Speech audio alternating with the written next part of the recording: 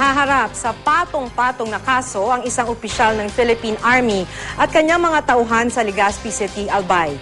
Inirereklamo sila ng pambabastos ng dalawang babaeng nakasabay raw nila sa isang bar. Makibalita tayo kay Charissa Pagtalunan ng GMA Bicol. Dumulog sa Legazpi City Police ang dalawang babaeng ito para formal na magsampa ng reklamo laban sa isang opisyal ng Philippine Army at ilang tauhan nito. Ayon sa mga babae, nakasabay nila sa isang bar sa lungsod noong Miyerkules si Lieutenant Junidi Omandan at mga tauhan niya. Platoon leader si Omandan ng Disaster Risk Reduction Squad ng 9th Infantry Division na nakatalaga sa Office of the Civil Defense Region 5. Hindi raw kilala ng mga nagrereklamong babae ang naturang opisyal, kaya nabigla sila sa kanyang inasal. May nagranin ng nakauba, so nakaubang may kapot kay bote. Iyon ito, so naguba siper.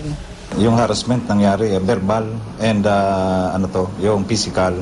Hinawakan yung hinamasira na parte ng and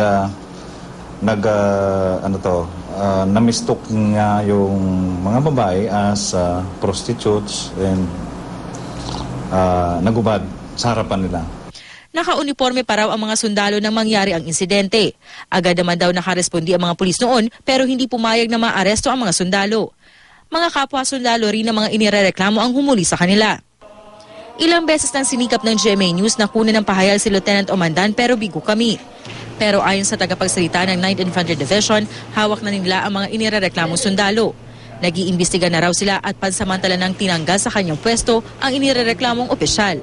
Medyo nalulungkot kami at may ganyang report na dumating involving one of our officers. And kami po naman dito we are also conducting separate investigation regarding this incident. Ang mga kaanak ng mga biktima, desididong isulong ang mga isinampang reklamo laban sa mga sundalo. Naharap sila sa mga kasong acts of lasciviousness, unjust vexation, grave threats, direct assault at resistance and disobedience to authorities. Charissa Pagtalunan, Nagbabalita, Pilipinas.